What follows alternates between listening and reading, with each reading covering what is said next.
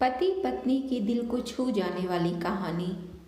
दोस्तों, आजकल प्यार होना, फिर शादी होना और कुछ ही समय में डिवोर्स होना इतनी आम बात हो गई है कि ज़्यादातर लोग ऐसी घटनाओं को अब ज़्यादा अहमियत ही नहीं देते। उनकी तरफ से कभी भी बेवजह ही हो रहे अलगाव को भी रोकने के लिए कोई प्रयास नहीं किया जाता है। आज की ये कहानी ऐसे ही हो रहे अलगाव की है, जिसे खुद एक पत्नी अपने शब्दों में बता रही है। कहानी जैसे जैसे आगे बढ़ती है, तब हम जान पाते हैं कि पत्नी का नज़रिया जो है वो कितना अलग है अपने पति के विचारों से, और कहानी का अंत हमारी आंखें भिगोने में सफल होता है। तो आइए कहानी की शुरुआत करते हैं। पति पत्नी की दिल को छू जाने वाली कहानी, जिसको मैंने नाम दिया है प्यार के कई रूप। मेरे पति पेशे से एक इंजीनियर हैं। मैं उनसे उनके स्थिर यानी शांत स्वभाव के लिए प्यार करती थी, और जब मैं उनके चौड़े कंधों पर अपना सिर झुकाती तो मुझे गर्मजोशी और अजीब सा सुकून का एहसास होता था। 3 साल प्रेमालाप और अब शादी के 2 साल बीतने के बाद मुझे यह स्वीकार करना होगा कि मैं इससे थक गई हूँ। मेरे पहले उसे प्यार करने के जो भी कारण थे, अब वही मेरी सारी बेचैनी के कारण बन गए हैं। मैं एक भावुक महिला हूँ, और जब रिश्ते और मेरी भावनाओं की बात आती है तो मैं बेहद संवेदनशील हूँ। मैं रोमांटिक पलों के लिए उसी तरह तरसती हूँ जैसे कैंडी के लिए तरस रही एक छोटी लड़की। मेरे पति मेरे बिल्कुल विपरीत हैं। उनकी संवेदनशीलता की कमी और हमारी शादी में रोमांटिक पलों को लाने में उनकी असमर्थता ने मुझे प्यार के विषय में निराश कर दिया है। एक दिन मैंने आखिरकार उसे अपने मन की बात बताने का फैसला किया कि मुझे तलाक चाहिए, और मैंने हिम्मत करके उसे बताया। वो भी बहुत ही चौंक कर मुझसे पूछा, आखिर क्यों? मैं थक गई हूँ। दुनिया में हर चीज़ का कोई कारण नहीं होता है, मैंने कहा।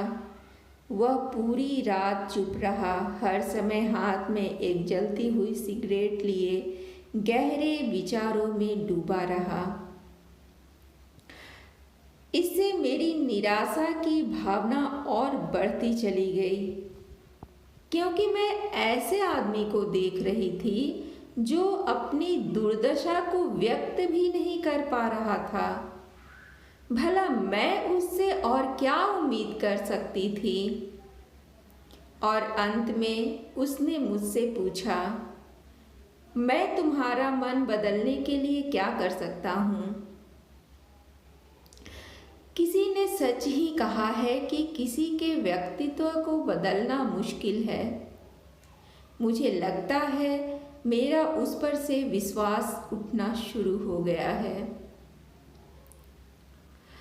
उसकी आंखों में गहराई से देखते हुए मैंने धीरे से उत्तर दिया, मैं तुम्हें एक सवाल पूछती हूँ। अगर तुम्हारा जवाब मेरे दिल को मना सके तो मैं अपना विचार बदल दूंगी। मान लो मुझे एक पहाड़ की चट्टान पर खिला एक फूल चाहिए, और हम दोनों को ये पता हो कि उस फूल को तोड़ने से तुम्हारी मृत्यु हो जाएगी। क्या तुम मेरे लिए ऐसा करोगे? उसने कहा, मैं कल तुम्हें इसका जवाब दूंगा। उसकी प्रतिक्रिया सुनकर ही मेरी उम्मीदें धाराशायी हो गईं। मैं अगली सुबह उठी तो पाया कि वह चला गया था। और सामने के दरवाजे के पास खाने की मेज पर दूध के गिलास के नीचे उसकी खुरदरी लिखावट के साथ कागज का एक टुकड़ा पड़ा था, जो पढ़े जाने पर ये बातें बयां करता था। पति की पत्नी के लिए दिल छूने वाली चिट्ठी। प्रिय, मैं तुम्हारे लिए वह फूल नहीं तोड़ूंगा, लेकिन अगर तुम चाहो तो मैं तुम्हें इसके पीछे का कारण जरूर बताना चाहूँगा। यह पहली पंक्ति पढ़ते ही मेरे दिल के हजारों टुकड़े हो गए। फिर भी मैंने पढ़ना जारी रखा। जब तुम कंप्यूटर का इस्तेमाल करती हो तो तुम हमेशा सॉफ्टवेयर प्रोग्राम को गड़बड़ कर देती हो। अंत में तुम स्क्रीन के सामने बैठकर रोती हो। मुझे अपनी उंगलियों को जिंदा रखना पड़ेगा ताकि मैं प्रोग्राम को पुनर्स्थापित करके तुम्हारे कीमती आंसू बहने से रोक सकूं। तुम हमेशा घर की चाबियां गुमा देती हो, इसलिए मुझे दरवाज़ा खोलने के लिए अपने पैरों को जिंदा रखना पड़ेगा ताकि दरवाज़ा तोड़कर तुम्हें घर के अंदर ले जा सकूं। तुम यात्रा करना पसंद करती हो, लेकिन हमेशा नई जगह में अपना रास्ता भूल जाती हो।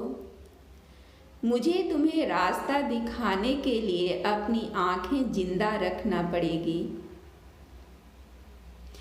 तुम्हें हमेशा ऐंठन होती है जब भी तुम्हारे पीरियड हर महीने आता है। मुझे अपनी हथेलियों को जिंदा रखना है ताकि मैं तुम्हारी पेट की ऐंठन को शांत कर सकूं। तुम्हें घर के अंदर रहना पसंद है और मुझे पता है कि तुम अंतर्मुखी व्यक्ति हो। तुम्हारी बोरियत को दूर करने के लिए मुझे तुम्हें चुटकुले और कहानियाँ सुनाने के लिए अपने मुंह को जिंदा रखना है।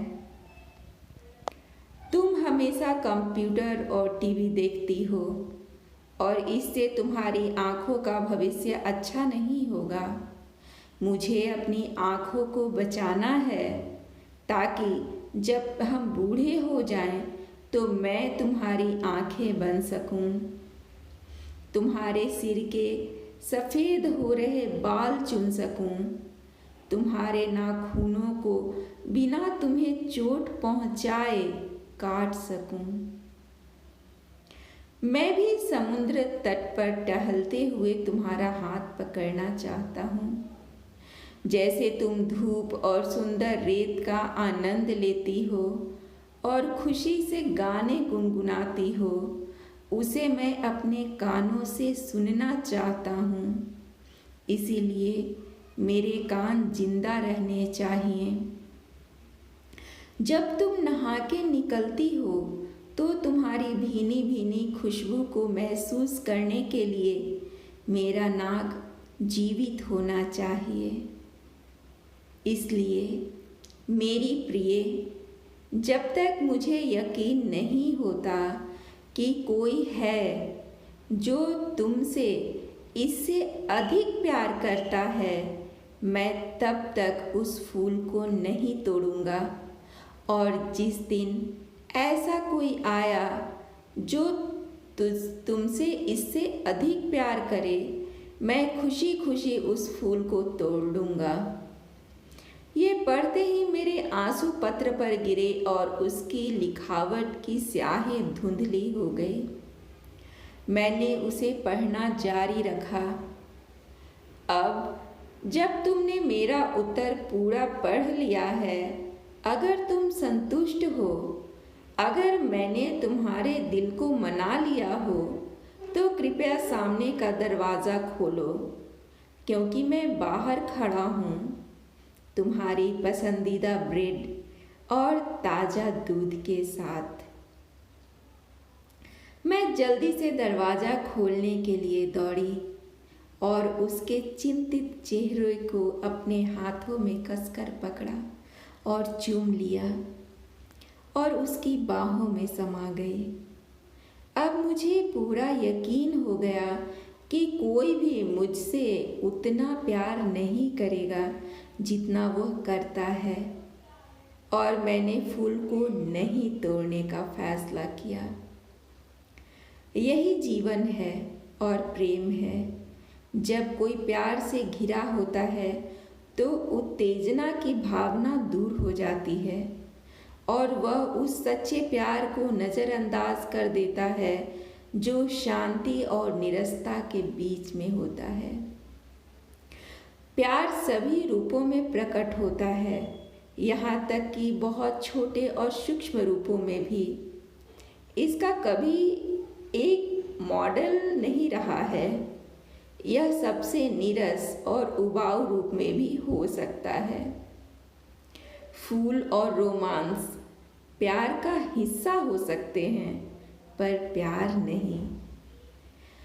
तो दोस्तों, आपको ये प्यार भरी पति पत्नी की कहानी कैसी लगी? इस छोटी सी कहानी ने आपके भी दिल को छुआ या नहीं, ये मुझे कमेंट करके ज़रूर बताइएगा। मुझे इंतज़ार रहेगा आपके कमेंट का, आपके विचारों का। और जो भी नए लोग होंगे तो प्लीज़ इस चैनल को सब्सक्राइब कीजिएगा और सपोर्ट कीजिएगा चैनल को। आपकी राय का मुझे बेसब्री से इंतज़ार रहेगा। आपके इस कहानी को सुनने के लिए मेरी तरफ से बहुत बहुत शुक्रिया, बहुत बहुत धन्यवाद।